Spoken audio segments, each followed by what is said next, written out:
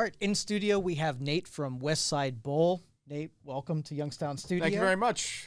And I want to tell our viewers a little bit about how Westside Bowl got started and a little bit of your history here in the Valley. Sure. So it started as an idea that my wife and I kind of kicked around for the first, 20 years we were married. It was always something we talked about, owning a music venue specifically. But it was always just an idea. It was something we talked about occasionally, but it never really went from the idea, stage to anything more concrete. I couldn't really tell you what the final straw was, but maybe 8 years ago, we started having more serious conversations about it. We reached out to Cindy Barber and Mark Letty, who run the Beachland Ballroom up in Cleveland, and they were very generous with their time. We kind of explained to them that, how they did things was sort of our plan for how we wanted to do a music venue in Youngstown, a smaller room that could hold 100 or 150, a larger room that could hold significantly more than that. And they were very helpful, sort of pointing us in the right direction. Chief among them was something that Mark said, and he said, if you're going to make this work in Youngstown, you have to have other streams of revenue besides the music. Otherwise, it's probably not going to work. So we looked at a bunch of buildings, none of which worked out, and we sort of stumbled upon the bowling alley on Mahoning Avenue. We had just tried to buy what was Kuzman's, then became Rolling Mills and Girard, and it fell through. And I was really frustrated. And it was my wife who said, maybe it would be cool if we could do it in a bowling alley. So she starts looking at bowling alleys, and I said, well, I don't know if that's such a good idea. I don't know anything about bowling. I don't understand any of the machinery. Those buildings are gigantic. But it might be cool if the one close to us was for sale. And we live maybe 2 minutes from the bowling alley. And she stood up, walked over to the computer, looked it up, and it was for sale. So I went down, looked at it, was very concerned. But you could see there was potential. When we took a tour and we saw the basement, that's when we knew we could make it work. We could start small, do smaller live music events there, figure out what the big room was going to be. We bought it in 2018, and our 5th anniversary is coming up on March 7th in a couple of weeks. So we're going to get into the video here, just to kind of take our viewers through what they're seeing. So that's our Mahoning Avenue frontage. We've had murals painted on the entire exterior of the building. That was painted by Ian Simon down the street from us at Bitter Heart Tattoos. Oh, nice. We've had folks come from all over to paint on the outside and the inside of the building. We have a large patio out front, which the camera is walking past right now. There's multiple entrances to the building. The 2 red doors take you directly into the bar. The doors that the patrons are walking in just past the skull mural is where the main entrance to the bowling alley and the main concert space. This is the main bar. I believe this was a Friday, so we had a show scheduled with a guy named Greg Koch. He's a fantastic blues guitar player from Wisconsin, I believe.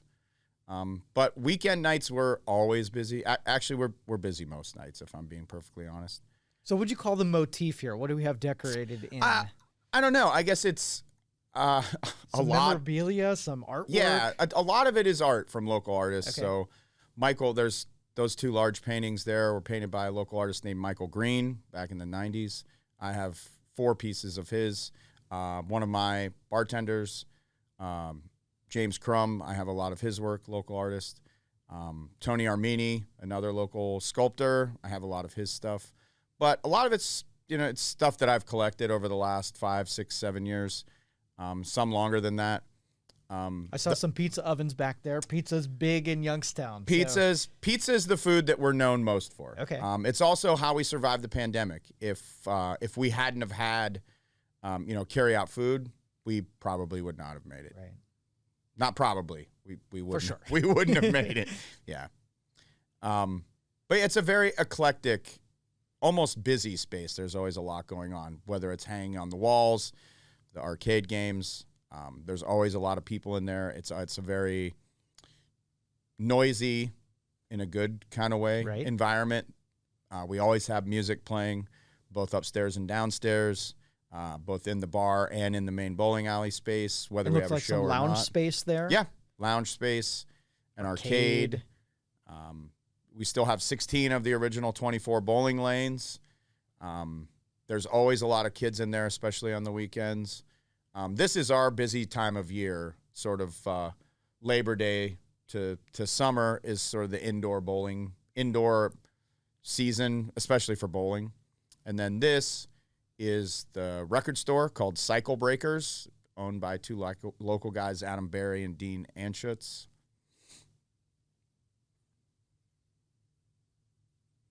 They're open 4 days a week. We tried to keep as much of the original stuff, like the lockers. There's still some of the stuff that used to be in the locker rooms. The physical space hasn't been augmented that much. Everything's sort of in the same place that it was in the 70s and the 80s. But obviously we've painted, we've upgraded, things like the electrical and the air conditioning. This episode was brought to you by Youngstown Computer, the Valley's technology company. We appreciate the loyalty you all have shown to us over the years, and it's our promise to serve all of the technology needs of the Valley. Call 330-259-7278. We have both home and business services available, everything from repair, installations, and new equipment. You can improve your Wi-Fi and have your technology serve you better. Call 330-259-7278, or you can schedule your appointment right now on youngstowncomputer.com and look for the red Book Now button. And most of your musical acts that come through here, are they local? We get a good mix of both. Yeah. We have a lot of local folks play, but we also get a ton of folks that are regional, whether it's Cleveland, Akron, Canton, or farther away like Detroit or Chicago or New York. And then we do get plenty of national touring bands too. So it's a mix of all of that. And then this is sort of the main concert space. That's where the main part of the audio equipment is. And then the show that happened on this particular day took place in the big room, which we can stage a bunch of different ways. On this particular night, since it was going to be a bit of an older crowd, it was mostly seated. So we had tables and chairs down on the floor. I think we ended up with about 150 people, give or take, there to watch the show. That's a beautiful space. And it's all together between the upstairs and the usable space downstairs. It's about 30,000 square feet. So it's a ton of room, which makes it so that we can do 2, 3, 4 events at one time. The hindrance is it's 30,000 square feet. So it's a really big space to keep warm or keep cool. And it takes a large staff to manage such a big space.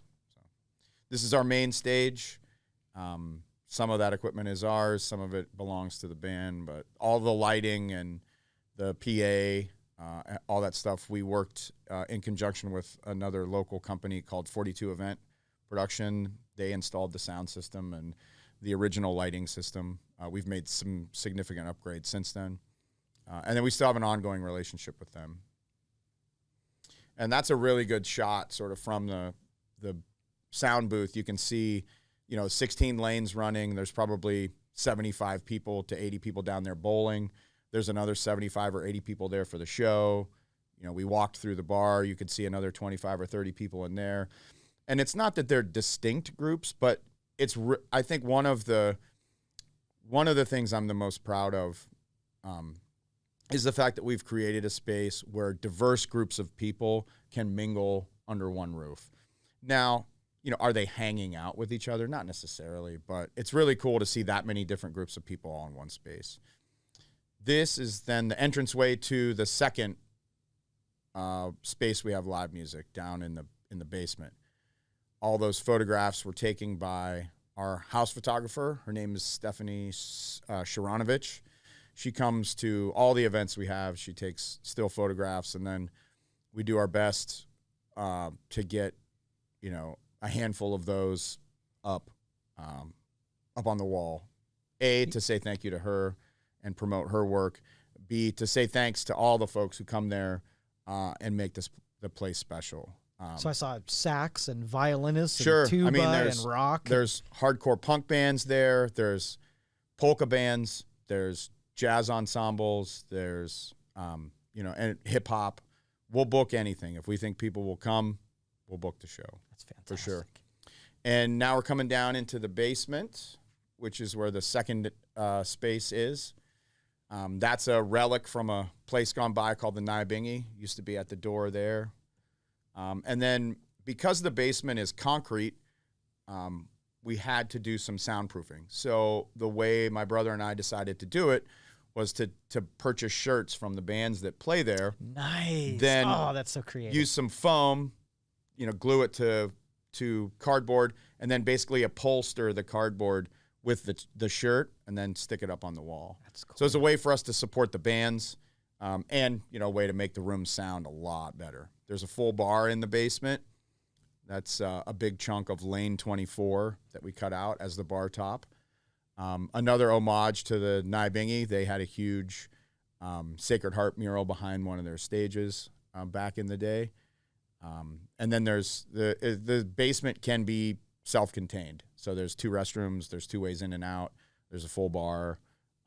And then there's, we have some space that we rent to bands that they can practice in. There's a large green room down in the basement. That's the stage. When we originally opened, we had a lease agreement with Hubbard Music for the audio equipment in the basement. We've since purchased all that stuff, but we still, again, have an ongoing relationship with them. The average show in the basement attendance is 50 to 60, but it can accommodate around 150 people very comfortably.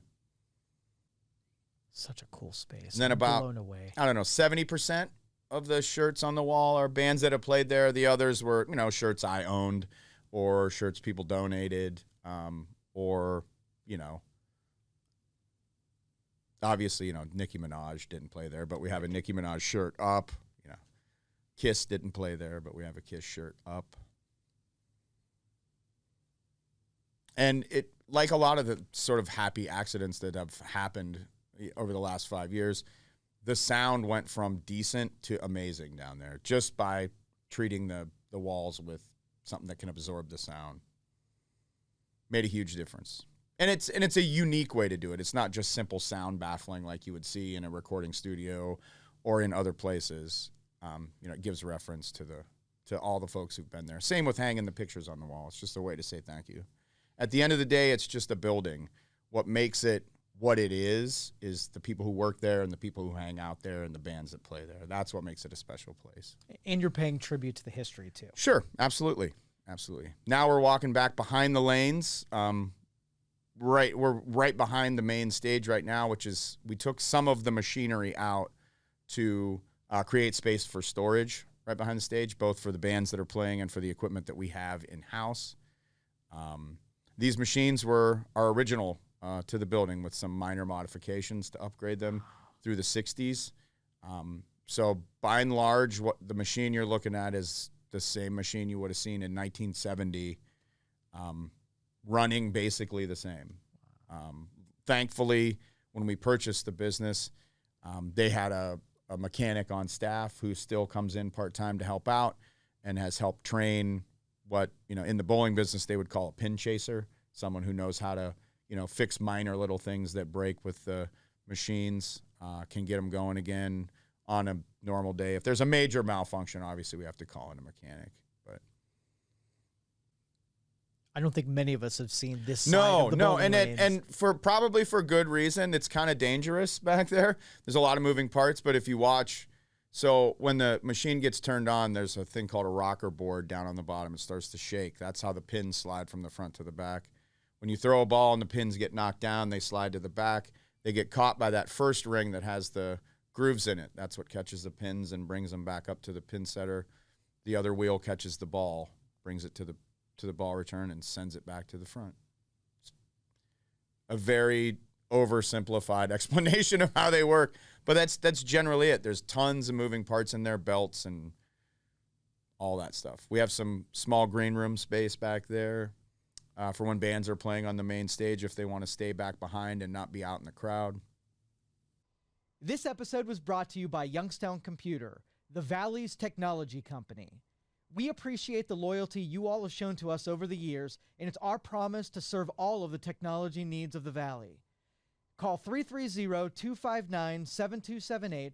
We have both home and business services available, everything from repair, installations, and new equipment. You can improve your Wi-Fi and have your technology serve you better. Call 330-259-7278, or you can schedule your appointment right now on youngstowncomputer.com and look for the red Book Now button.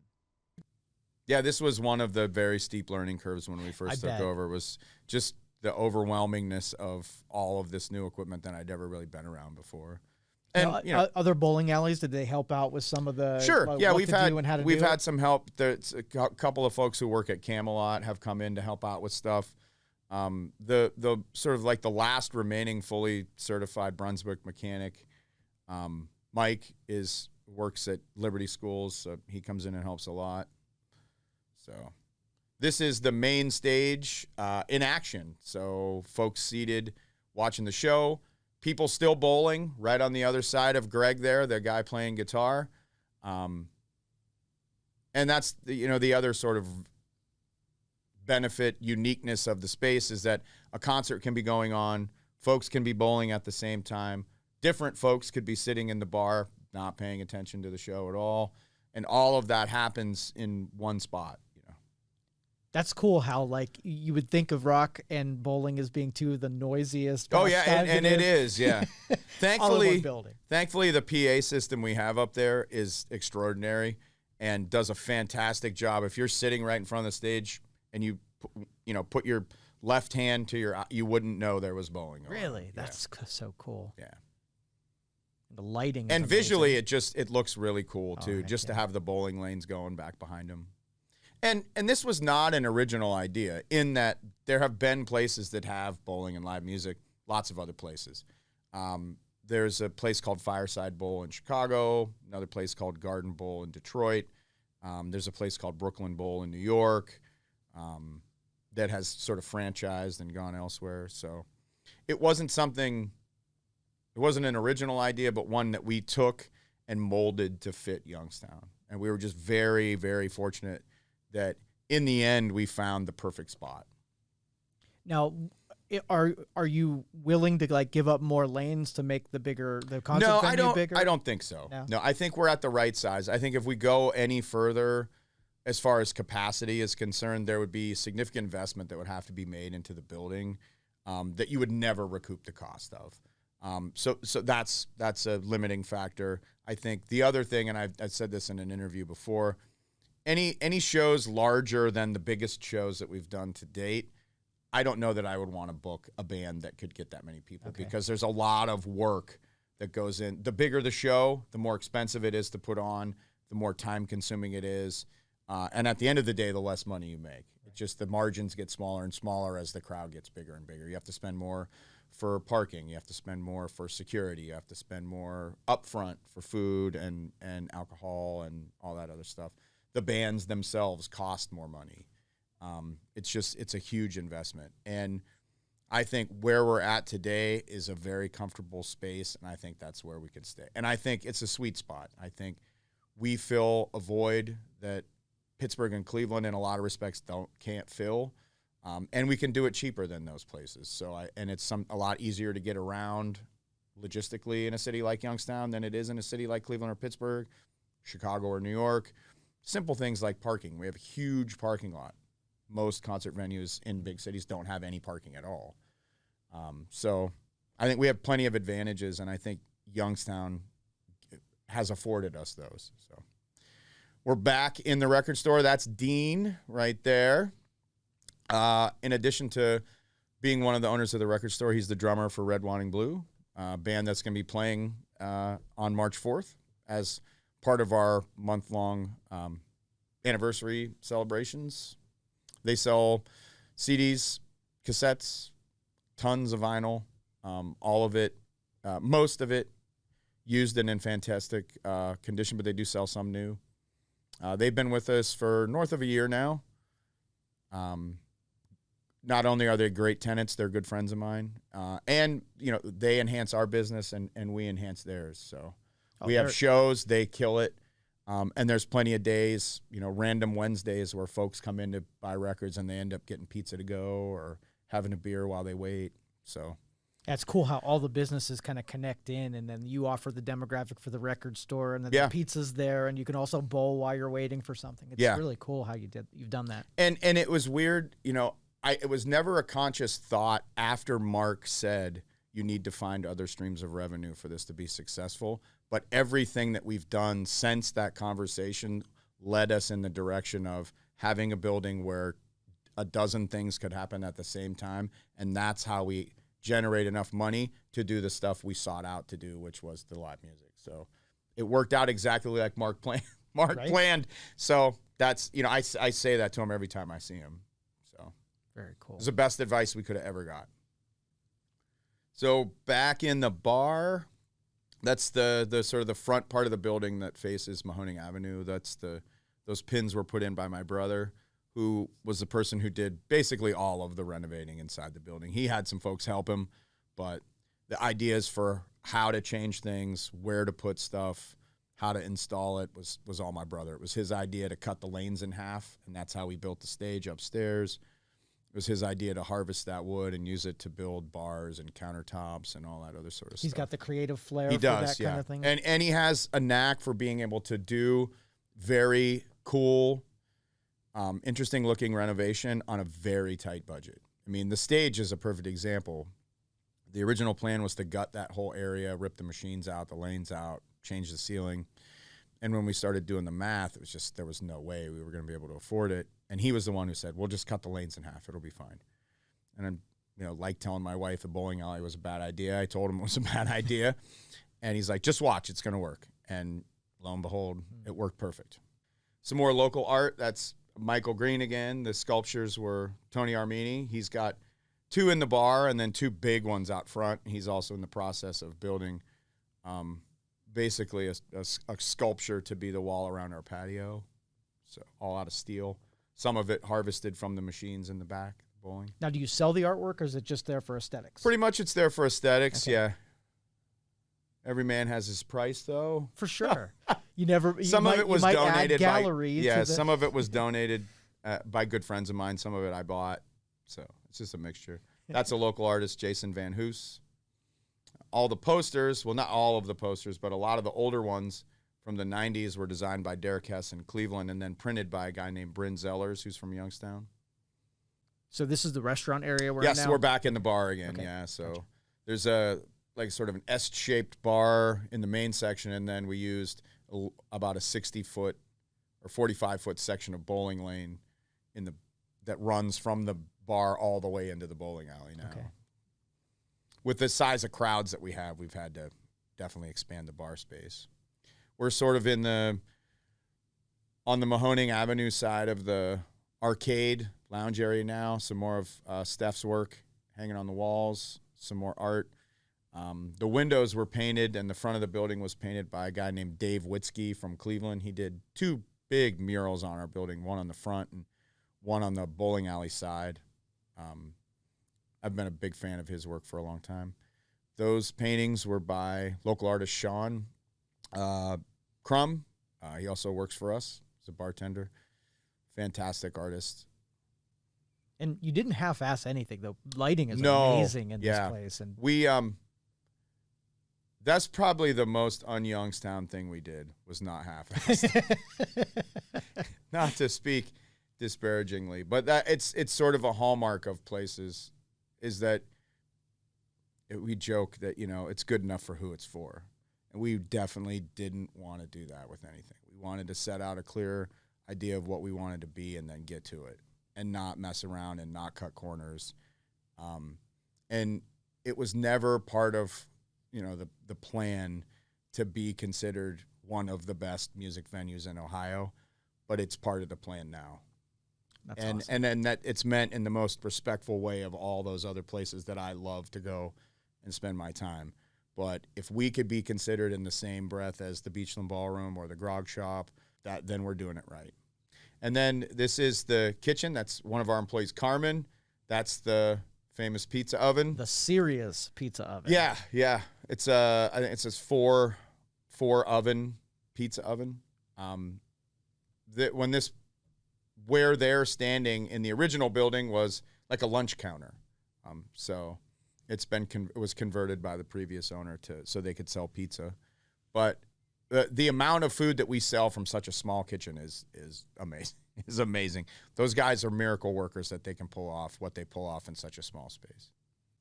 This is us out front again. That's the mural by Dave. 2 more pieces by Tony Armini. Those 3 pieces are by another local artist, photographer named Tony Nicholas. He's done tons of work around town. That's the front sign. Good shot of the patio, which doesn't get a ton of use this time of year, but in the summer is always packed. And do you do anything live outside? We do music out there on occasion, yeah. It's a big space. You could probably fit 75 or 80 people out there if you wanted to. And the signs on the front door, the safe space signs, are a relatively new addition. It's always been a very steadfast policy of ours to be a safe space for everybody. But it's something we felt like, especially over the last couple of years, that it was something we needed to announce so that it was very clear walking in that there's a certain expectation that everyone gets treated with dignity and respect regardless. So. All right, so you want to let our viewers know of any upcoming shows, and if they want to support you and spend money with you, how to find you? So we're there every day, Sunday to Monday, every single week. We're open till midnight most days, 1 a.m. Friday and Saturday. We have a ton of stuff that isn't music related going on. We do trivia on Monday and bingo on Tuesday, and we have a dance party on Wednesday and reggae night on Thursday. We also have a huge entertainment schedule.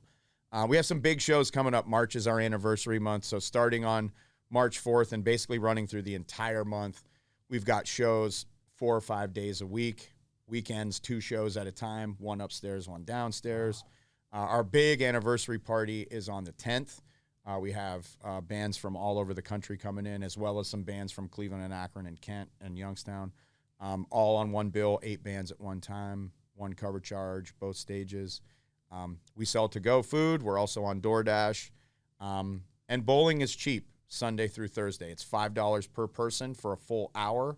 That includes the shoes. It's a great way to hang out with your kids. And as a throwback or a nod to the 50s when the place was built, we don't have electronic scoring anymore. We tore it all out. So you can either just throw the ball and knock the pins down or keep score by hand like they used to. Nice. It's just one less screen you have to look at. You know what I mean? All right. Find you on social media. I'm sure you're over there. Yep. We're on Facebook. We're on Instagram. We'll soon be on TikTok, much to my chagrin. We have a website, westsidebowl.com. We have a phone. It's 330-792-7675. Yeah, you can find our menu. If you want to order carry-out food, is on our website. It's also on Facebook. So, all right, Nate, thanks so much. You're very welcome. I appreciate you having me. For sure.